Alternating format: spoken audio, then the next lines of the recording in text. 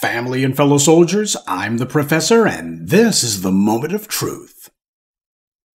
You know, for months now I've been telling you about how the United States, under the Biden administration, has been eyeing heavily whether or not they could get into a fight with Iran. It's certainly something that for a number of senior administration officials was on their to-do list, or at the very least, on their wish list. Now, before we go any farther, one thing needs to be understood about the United States and Iran. The U.S. used to love Iran. Iran used to be basically a U.S. puppet state. You had the corrupt Shah of Iran installed by the United States after the U.S. overthrew Mohammad Mossadegh. I did a video talking about the entire history of U.S. intervention and meddling in Iran's affairs. On this very YouTube channel, you can find it. Now, after the Ayatollah Khomeini overthrew the Shah, that was when the U.S. decided that it had a problem with them because Iran sits on top of a lot of oil, and people like Ayatollah Khomeini didn't want to play ball. And that's when things went sour between the U.S. and Iran, mainly because the Iranians didn't like having a puppet regime in charge of their country, and the U.S. didn't like the fact that the Iranians wouldn't sell oil cheaply to American petrochemical companies. But there's also another factor in this that needs to be mentioned. Iran is not something that the United States wants to actually bomb the hell out of, but it is very important to the Israelis. The Israelis cannot beat Iran on their own, they can't. And that's the reason why for the last 40 years they've been trying to figure out how to get the United States to do it for them. When the war in Gaza started, you had a number of senior Israeli governmental officials who were trying to figure out how to kill two birds with one stone. They wanted to see if there was a way that they could get the United States to not just help them get rid of the Palestinians and the territories inside of Israel, but also to see if there was a way that they could get the United States to put Iran on the to-do list. Biden has permitted the Israelis to do whatever they wanted inside of Gaza, but when it comes to starting a regional war, Biden's much more reticent. And with good reason. Now, back in January, you had 3 U.S. soldiers who were killed by a drone attack in Jordan. Biden pretended as if he cared about them, but don't let that fool you. The man's a racist. His pretend phony concern was laughable. I mean, you know that this guy didn't give a rip because he started off his little statement about the deaths of these 3 black soldiers with, "We had a tough day last night in the Middle East." That's how he starts. "We had a tough day. It was a rough day at the office." But no sooner than he finished with his phony sympathetic routine, they started banging that little old drum. They were going to go ahead and test run whether or not going after Iran was going to be feasible. And I've been warning you that that's exactly what they were going to be doing. They'd be claiming that the Houthis were going to be their entree. Now, in the case of those 3 black soldiers, they couldn't blame the Houthis for it, because apparently the Houthis had nothing to do with it, but they did claim that, well, it's another group of Iranian-backed rebels, and that's the reason why the U.S. is so hot and bothered about the Houthis, because they are allegedly backed by Iran. Now, Iran is denying that these groups take orders from Tehran, but the white media insists that they do, and hey, if the white media says it, that means it must be true. What's going on here is a series of proxy wars. The U.S. has proxies that it uses in order to strike at countries that it doesn't want to have to take on directly, and the U.S. also happens to fund and foment internal dissident elements in these countries that the U.S. doesn't like. So the use of proxies is something the United States long has been doing. And the same thing goes for the Israelis. They got proxy groups that they use to do their dirty work for them. So should it surprise anyone at all that the Iranians do the exact same thing? You know, it's interesting that when the Israelis decided to bomb that Iranian consulate building 2 weeks ago, one of the things that they claimed was that the Iranians had their intelligence officers working out of this embassy building. Well, the thing is, everybody does that. The United States has the CIA operating out of the embassies in these foreign countries. The British, they have their spies for MI6 operating out of their embassies, and the Mossad, that is Israeli intelligence, operates out of Israel's embassies.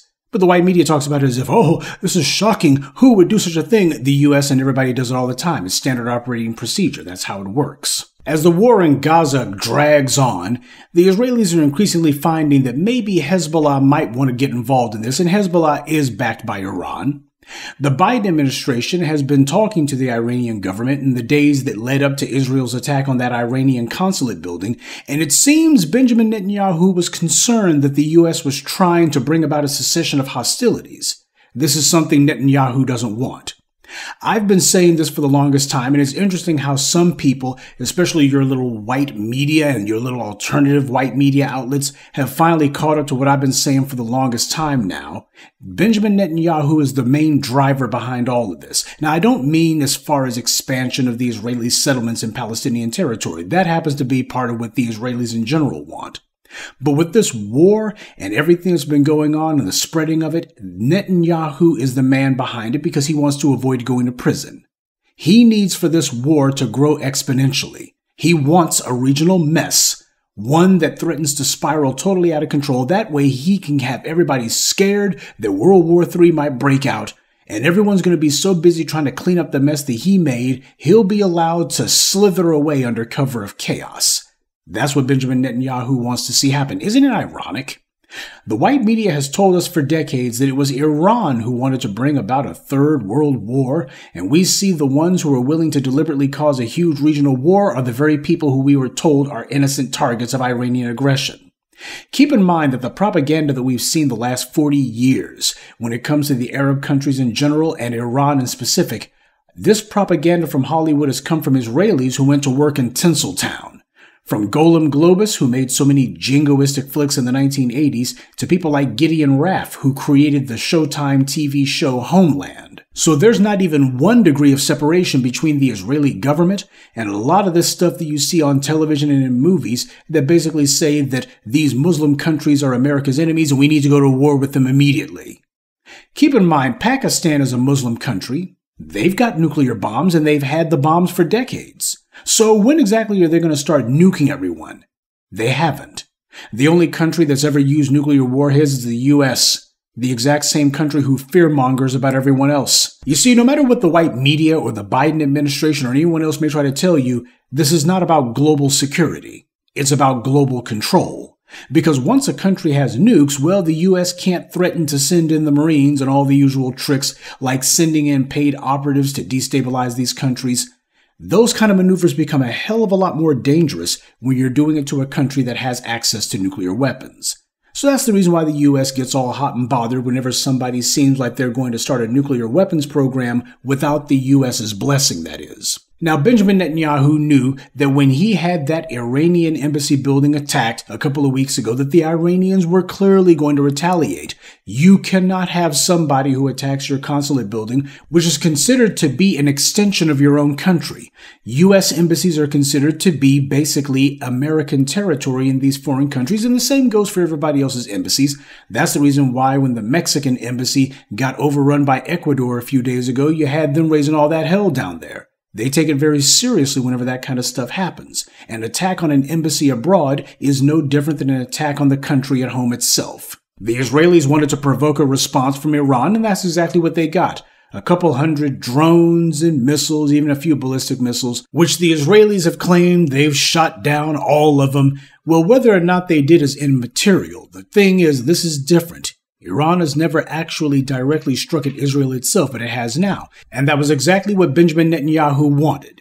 Now, there are some reports in the white media that apparently the U.S. has already said it's not going to be taking part in whatever tit-for-tat retaliation Israel plans to do.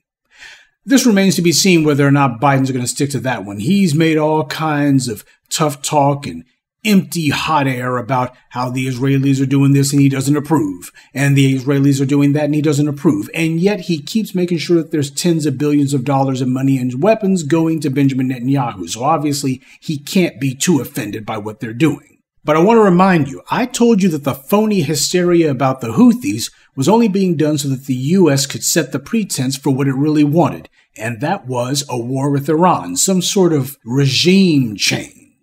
These are the depths that America's so-called ally is willing to go to just so that he can keep his own butt out of a crack, and the U.S. has been backing him every step of the way.